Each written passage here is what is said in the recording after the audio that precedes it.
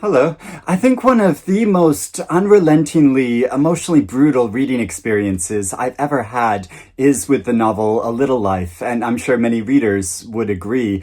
But I've just read a book which, in some ways, is even more heartbreaking because it's actually true. It's Jenni Fagan's memoir, Ootlin, and this book begins with a really shocking admission that she began writing this as a suicide note, but instead she's chosen to persist and continue on living and writing and creating and trying to connect with other people. So this describes Jenni Fagan's journey in the care system throughout her childhood, because even before she was born, it was decided that she was going to be a product of the care system. And throughout her childhood and adolescence, she lived in many, many different homes. Some of these families and individuals renamed her a number of times over the years, and it's called Ootlin because that's a kind of name that she's assigned to herself in a way, as a kind of mythical figure, because she doesn't even know her true name, and she went to compile this and return to this suicide note that she began a long time ago, and crafted it into this book, holding to account the many individuals and the system which failed her throughout her life, that there were so many instances of emotional and physical abuse and rape and suicide attempt, which she survived throughout the years as she was growing and developing into someone who it feels like there wasn't any possibility that she could survive at some point. Sometimes while I was reading this, I was thinking, how could any single person live through this? But she did, and she persisted, and it is so.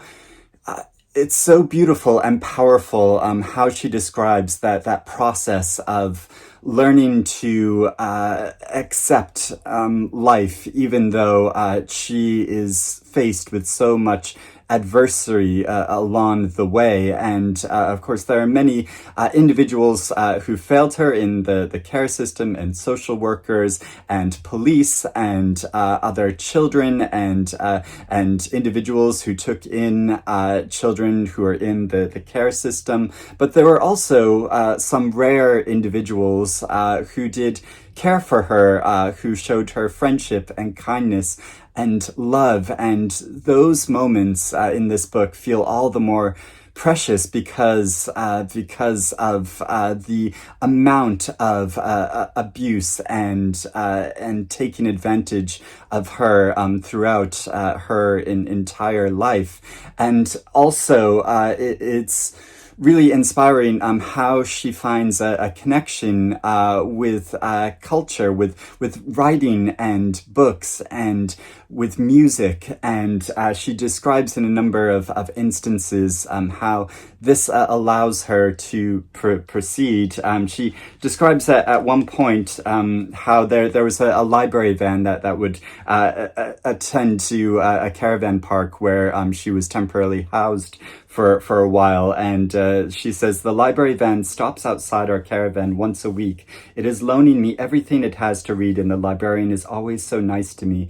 I have found a way to escape my world every night. It is everything. Words are actual magic. They take me away to the only place I belong without apology. And it's this sense throughout her entire life that she's made to feel that her very existence is a burden, and how this is a sense that persists throughout her life, and which has led to so much trauma and at some point self-destructive behavior. She gets very involved in drug abuse and alcohol, obviously as a means of escaping the terrible conditions that she was living in. And there's just so many horrific moments in this that I thought, like, well, how could somebody do this to somebody else?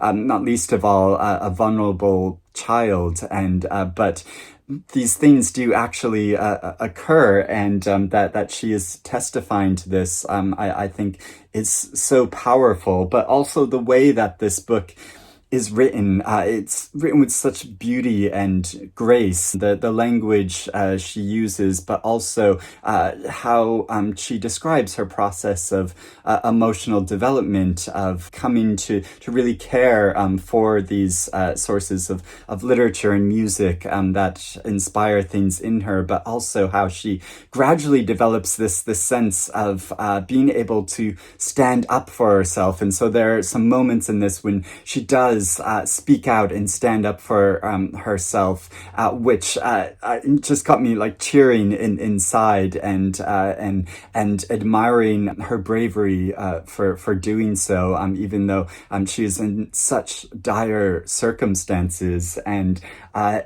just having access to write this book, having the materials to her own life of files and cases about her childhood and leading up to her adulthood were very difficult to obtain, and so this feels like a really powerful story of that's condemning a system which isn't working, which isn't looking after the most vulnerable members of our society. And so what does that say about us as a society? And but also how there is a human spirit and people who will reach out and care for others. There are rare moments of that in this, which are so touching, and that do feel really inspiring, even though this story as a whole is incredibly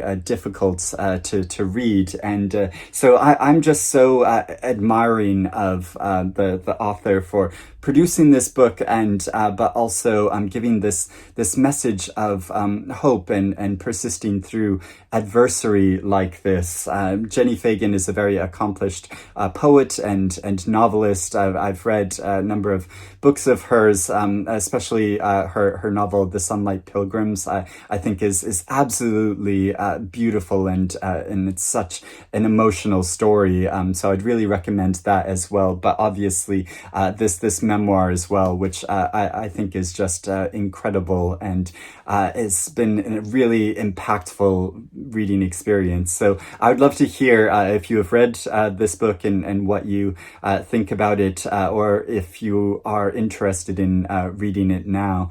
But I hope you're doing well and reading good things, and I'll speak to you again soon. Bye-bye.